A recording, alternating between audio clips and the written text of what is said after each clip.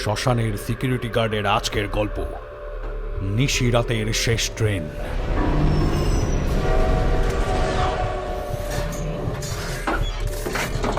এই ঘটনার সমস্ত চরিত্র, স্থান, কাল সবটাই কাল্পনিক।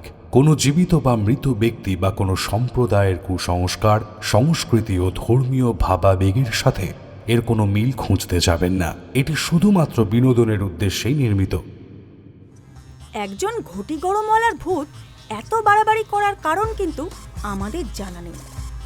আর কি অদ্ভুত বিষয়, সে কিন্তু যাকে তাকে মারছে না, মারছে নির্দিষ্ট কিছু লোককে। জমে উঠেছে রহস্য। শেষ পর্যন্ত দেখতে থাকুন এপিসোডটি, একবারও স্কিপ না করে, কারণ শেষে রইল একটি আকর্ষণীয় প্রশ্ন ও আগের পর্বের সঠিক উত্তরদাতাদের নাম। ৬৭তম পর্ব। মহারাজ, আমি গত ৩ থেকে ৪ দিন এই ঘটি গরম ভূত সম্বন্ধে বেশ কয়েকটা চাঞ্চল্যকর তথ্য খুঁজে পেয়েছি। সাধারণ মানুষকে ট্রেনে ওঠার আতঙ্ক ছড়িয়ে কখনোই এই ঘটি গরমের ভূত পালিয়ে বাঁচতে পারবে না। তবে মহারাজ, আমার মনে হয় এই ঘটি গরম ভূতের বিশেষ কয়েকটি কারণ রয়েছে। কি কারণ হতে পারে আবার? ওই বেয়াদব সাধারণ মানুষকে জ্বালিয়ে পুড়িয়ে মারছে, রীতিমতো ভূতেদের মান সম্মান ডুবে যাচ্ছে। সেটাই আমার কাছে অনেক বড় কারণ। ওসব গবেষণা করে লাভ নেই, ওকে সিধা বোতলবন্দি করতে হবে। শান্ত হন মহারাজ। আমি গত ৩ দিন আগে তাকদা স্টেশন থেকে একটু দূরে ভাটপাড়া গ্রামে যাই। আমি কিন্তু তাকে ধরতেই গিয়েছিলাম, কিন্তু তার হদিশ পাইনি। ভাটপাড়া এই গ্রামের নাম এর আগে কখনো কোনো মানুষ কিংবা কোনো ভূত শুনেছে বলে মনে হয় না। তার কারণ হলো এই অঞ্চলটি পৃথিবীর মানচিত্রে নেই। আর অদ্ভুত বিষয় হলো, মানচিত্রে না থাকার কারণে এই এলাকার উন্নয়ন বিভ্রান্ত। রিং যখন সেখানে প্রবেশ করে তখন সে খুঁটিয়ে দেখতে থাকে চারিদিকটা।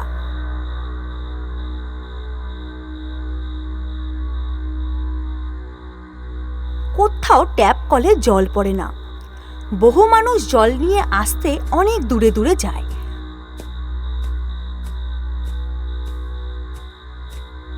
দোকানপাটও সেভাবে নেই বললেই চলে। স্কুল, কোর্ট, পুলিশ স্টেশন এইসবের তো কোনো চিহ্নই নেই। আর সব থেকে বড় দৃষ্টান্তমূলক দৃশ্য হলো যে সে গ্রামে স্বাধীনতার এত পরেও বিদ্যুৎ নেই। মহারাজ, আমি যখন ওই ঘটি গরমওয়ালার বাড়িতে পৌঁছই, অদ্ভুতভাবে বাড়ির চারপাশটাতে কেমন যেন চামসে গন্ধ ছড়িয়েছিল।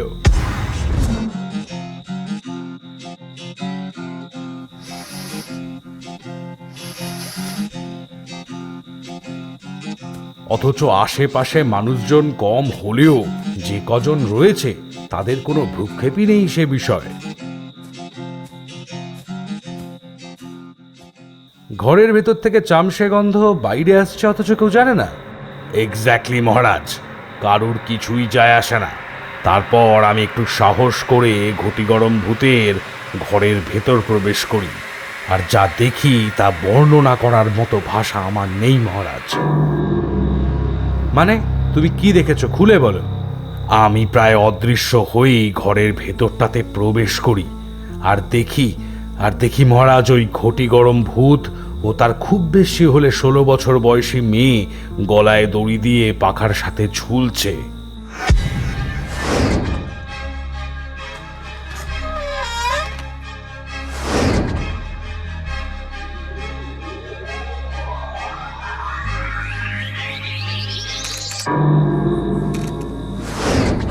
তার মানেটা হলো আমি ওখানকার লোকাল ভূতেদের থেকে সব জানতে পারি।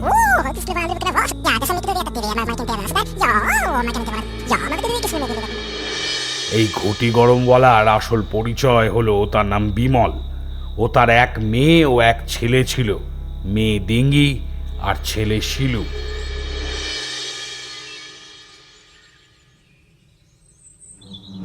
অত্যন্ত গরিব ও সরল হওয়ার কারণে বিয়ের কয়েকদিনের মধ্যেই শিলুকে জন্ম দিয়েই ডিঙ্গি ও শিলুর মা বিমলকে ছেড়ে 2 বাচ্চা রেখে চলে যায়।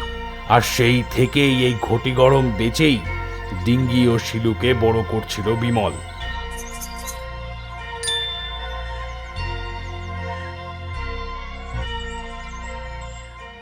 সীমাহীন দারিদ্রতা মাঝে মধ্যেই উকি মারত তাদের দৈনন্দিন জীবনে।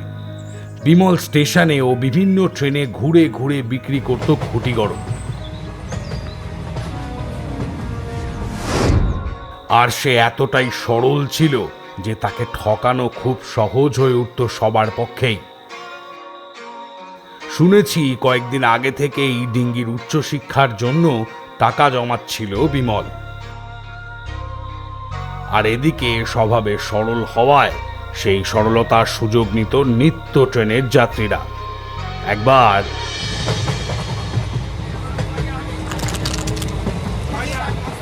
এই ঘটি গরম বলে ঘটি গরম 15 টাকা, 25 টাকা, 40 টাকা কুচি আমরা দিয়ে ঝাল ছাড়িয়ে নুন মাখিয়ে ঘটি গরম শসা দিয়ে টক ঝাল মশলা আছে। এই ঘটি গরম বলে ঘটি গরম। কি রে বিপদ, ভালোই তো প্রসাদ জমিয়েছি, তা রোজ কত হয় রে? আগে বাবু হয় আর কোথায়, এখন তো আমাদের মতো অস্থায়ী হকারদের জন্য খুবই যন্ত্রণা। কথায় কথায় স্থায়ী হকাররা এসে ঝামেলা করতে শুরু করে দেয়। কিভাবে যে দিন চালাই তা শুধু আমি ও আমার ঈশ্বরই জানে। আর ধুস, আর শোকাসটা তো শুকিয়ে শুকিয়ে তো ভালোই জমিয়ে ফেললি মনে হচ্ছে। কিরে অন্তু, চাকরিটা ফাইনাল হলো? তা হলো, তবে একটু বেশি সময় না আমাকে আটকে রাখছে। এই যা ছেড়ে দে। মানে বলি ছেড়ে দে ওই চাকরি, ছেড়ে দিয়ে ঘটি গরম নিয়ে বেরো। তোর কোনো ধারণা নেই এই বেটা বিমল পয়সা ছাপছে আর সারাদিন নাই নাই করে 1000 টাকার ব্যবসা তো করবে। জামা কাপড় দেখেছিস একেবারে ধোপ দুরস্ত, দেখে বোঝার জোগাড় আছে যে বেটা ঘটি গরম বেচে।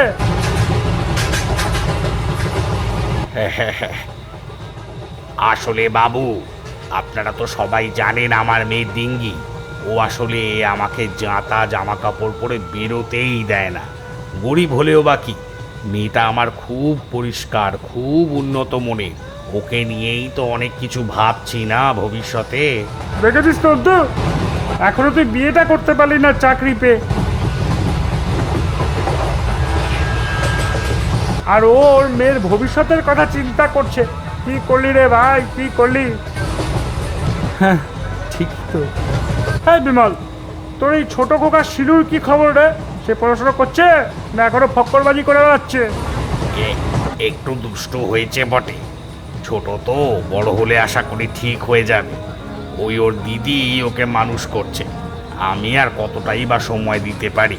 থাক, তোর পরিবারের প্ল্যানিং শুনে আমার আর লাভ নেই। এই আমাদের কয়েকজনের জন্য বানাতে দেখি ভালো করে, আমারটা একটু ঝাল দিবি।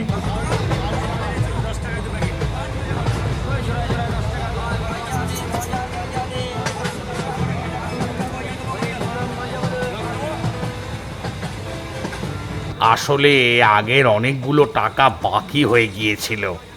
মেয়েটার এখন পড়াশোনার চাপ চলছে। যদি টাকাটা পেতাম তাহলে ওই বই খাতা একটু কিনে নিয়ে যেতে হতো আর কি। থু থু থু থু। ইস কি ঝাল, এটা কেউ খেতে পারে? এই অন্তু, এই অঞ্জন বাবু, এত ঝাল খাচ্ছ কি করে? না আছে নুন, ইস রে, না আছে টক, না আছে একটা লেবু, কিছু জঘন্য খেতে। শেষ ফেল ফেল ফেল। কিন্তু কিন্তু এই যে আপনারা বললেন বাবু আপনাদের খুব ভালো লেগেছে খেতে।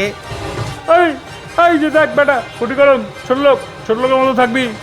সরকারিভাবে ভেদাভেদ উঠে গেলেও আমরা একটা কাজ করে খাই, এটা ভদ্রলোকের কাজ।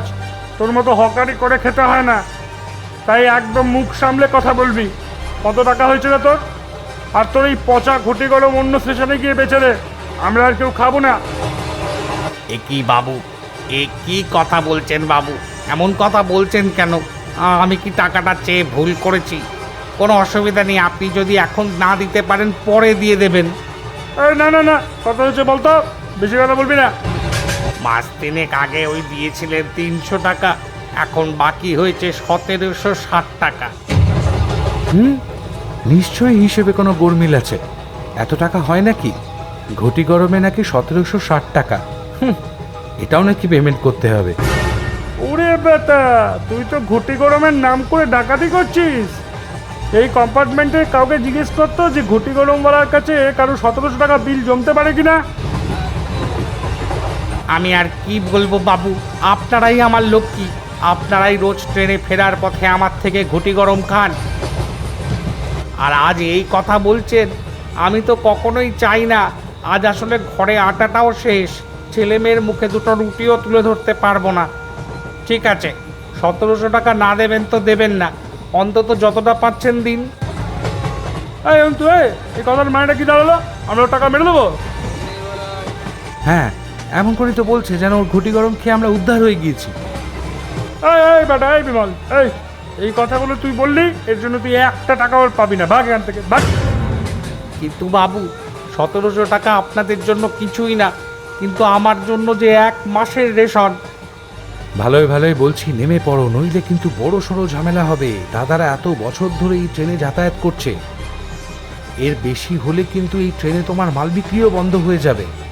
আমি আর কি বলবো, আমার কিছু বলার নেই। হে ঈশ্বর, তুমি বিচার করো।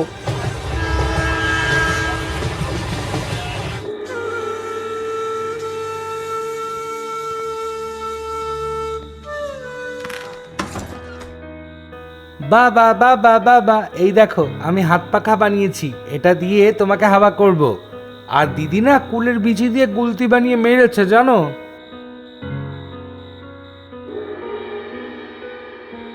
এ কি বাবা, তুমি আজও বাজার করে নিয়ে এলে না? তোমাকে বারবার বেরোনোর সময় বলে দিলাম অন্তত 250 আটা নিয়ে এসো। বাবা, চুপ করে দাঁড়িয়ে থেকো না, ঘরে যে একটুও কিছু নেই। কি হলো, আজও তুমি ওদের থেকে তোমার পাওনা টাকা চাইতে পারোনি? না রে মা, আমি আজ এতদিন পরে ওদের কাছে যখন টাকাটা চাইলাম, ওরা সবাই মিলে আমাকে ভীষণ অপমান করে ট্রেন থেকে নামিয়ে দিল রে মা। আচ্ছা, আর তুমি ওদের কিছুই বলতে পারলে না? কি আর বলবো, সব ভদ্রলোক, বড় বড় বাবু, তাদেরকে কিছু বললে যদি একটা হল্লা হয়, আমার ওই স্টেশনে ঘটি গরম বিক্রি করাটাই হয়তো বন্ধ হয়ে যেত।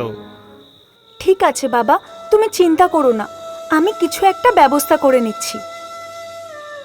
ভাই চল, আজকে আমরা একটা মজার খেলা খেলবো। কে কতক্ষণ না খেয়ে থাকতে পারে, আর যে জিতবে তাকে সকালবেলা বাবা একটা সুন্দর উপহার দেবে। সত্যি বাবা?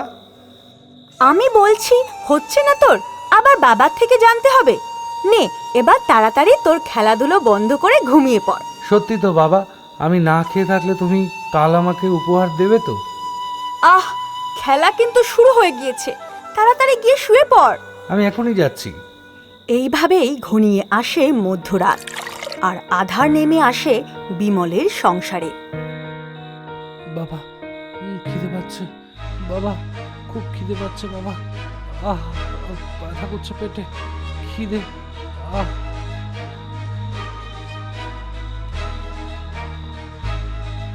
বাবা, শিলুর ভীষণ জ্বর, ওকে এক্ষুনি ডাক্তার দেখানো উচিত। সে কি এত রাতে? আর কোন ডাক্তারকে পাবো বাবা? কেন বাবা, ওই হাবড়ার সুবীর ডাক্তার। তুমি বলেছিলে না তোমার সাথে ট্রেনে আলাপ হয়েছিল? হ্যাঁ, ঠিক বলেছিস, ঠিক বলেছিস মা। চল, এখনই নিয়ে চল। সে বুঝি তার বাড়িতেই রয়েছে। আমি ভ্যানটা নিয়ে আসছি, দাঁড়া।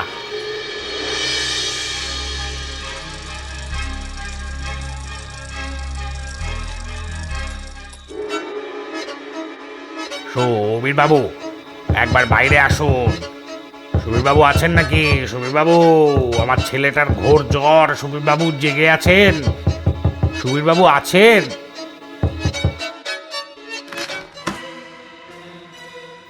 কে রে এত রাতে? বলা নেই কওয়া নেই, কোথা থেকে হঠাৎ উদয় হলে?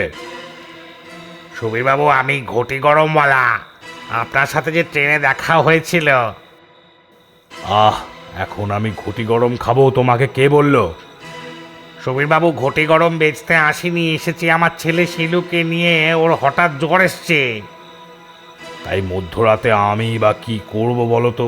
আর আমার কাছে যে নিয়ে এসেছো সে ভালো কথা, কিন্তু চিকিৎসার খরচপাতি সব জোগাতে পারবে তো? কত খরচ ডাক্তার বাবু? সে যাই হোক, আপাতত 2000 টাকা দাও, আর ছেলেটাকে ভেতরে নিয়ে এসো দেখছি। 2000 টাকা? অত টাকা কোথায় পাবে ডাক্তারবাবু আমার বাবা? তা টাকা যখন নেই তা কোন মুখ নিয়ে আমার কাছে এলে? হ্যাঁ, আমার ছেলেটা যে চটপট করছে ডাক্তারবাবু। ওইসব বলে লাভ নেই, প্রাণ থাকলে মরতে হবেই। রাস্তাঘাটে কত কুকুরের জন্ম হয় দেখো না? আরে সবাই কি চিরঞ্জীবী নাকি? মৃত্যু আসতেই হবে। সুবীর বাবু, ভিখারির মরণ দশা, দরজাটা খুলেই ভুল করেছি। চল ফোট এখান থেকে, আমি কোনো ট্রিটমেন্ট করতে পারবো না। ফুটপাতের মাল ফুটপাতেই মরবি। ডাক্তারবাবু, আমার বাবার ভুল হয়ে গিয়েছে। আপনি একবার অন্তত দরজাটা খুলুন, একবার আমার ভাইকে দেখুন। আপনি এখন ট্রিটমেন্ট শুরু করুন, প্রয়োজনে আমি লোকের বাড়িতে কাজ করে আপনার টাকা শোধ করব।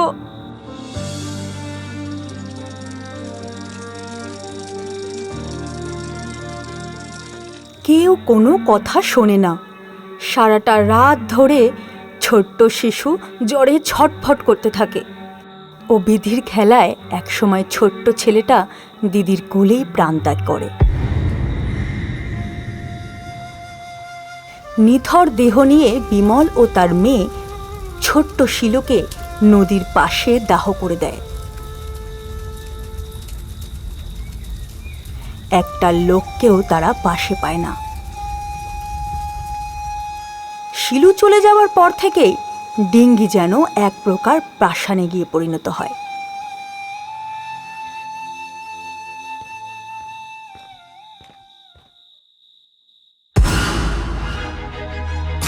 আর একদিন বিমল ঘরে ফিরে দেখে যে তার কন্যা গলায় দড়ি দিয়েছে।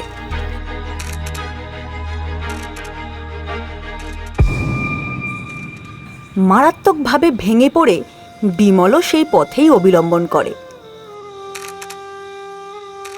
মাত্র কয়েকদিনের মধ্যেই ভেঙে যায় কত স্বপ্ন, কত ইচ্ছে।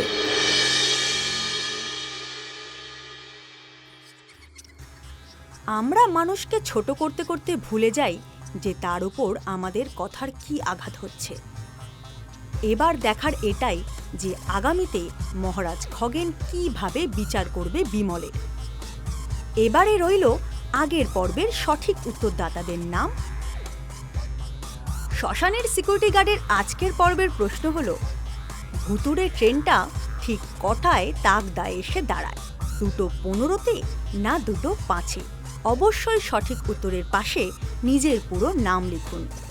দেখতে থাকুন শ্মশানের সিকিউরিটি গার্ড। আগামী পর্বে ঠিক দুপুর 3টে।